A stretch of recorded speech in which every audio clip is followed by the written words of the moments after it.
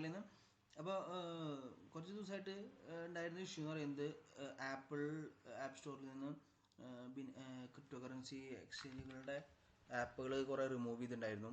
അതേപോലെ തന്നെ 2 ദിവസം മുമ്പ് ഒരു 2 days ago, അതായത് ഇന്നിപ്പോൾ 16-ാം തീയതി, 14-13 തീയതികളിലൊക്കെ ആയിട്ട് ഈ ബിനാൻസിൻ്റെ പോലുള്ള വെബ്സൈറ്റുകൾക്കുള്ള ലോഗിൻ ആക്സസ് വരെ റിമൂവ്.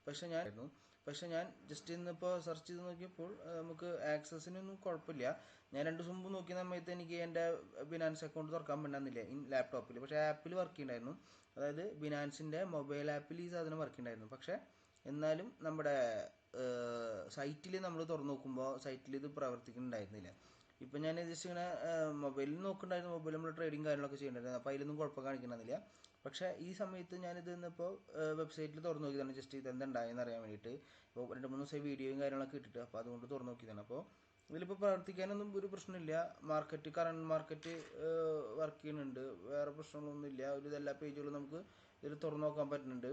പക്ഷേ ഇതുകൊണ്ട് ഏറ്റവും കൂടുതൽ പ്രശ്നം ഉണ്ടായത് ബിറ്റ്കോയിന് തന്നെയാണ്. ETF ഒരു പോസിറ്റീവ് റിവ്യൂ വന്നതിന് ശേഷം പിന്നാലെ തന്നെ ഇങ്ങനത്തെ ഒരു ന്യൂസ് വന്നപ്പോൾ $48,000 വരെ വില കയറിയിട്ടുണ്ടായിരുന്ന ബിറ്റ്കോയിൻ നേരെ മുക്കുത്തി 42,000-ലാണ് ഇപ്പോൾ വണ്ടി ഓടിക്കൊണ്ടിരിക്കുന്നത്. അപ്പോൾ ETF വരുന്ന വഴിക്ക് നേരെ ബിറ്റ്കോയിൻ്റെ വില തലകുത്തി മറിയുമെന്ന് വിചാരിച്ചിരുന്ന എല്ലാവരും, ഞാനടക്കം എല്ലാവരും ഇപ്പോൾ പെട്ടിട്ടിരിക്കുകയാണ്. ഓക്കെ, അപ്പോൾ ബാക്കിയുള്ള ഇൻഫർമേഷൻ വെച്ചാൽ എല്ലാവരും കാത്തിരിക്കുക. Okay, by.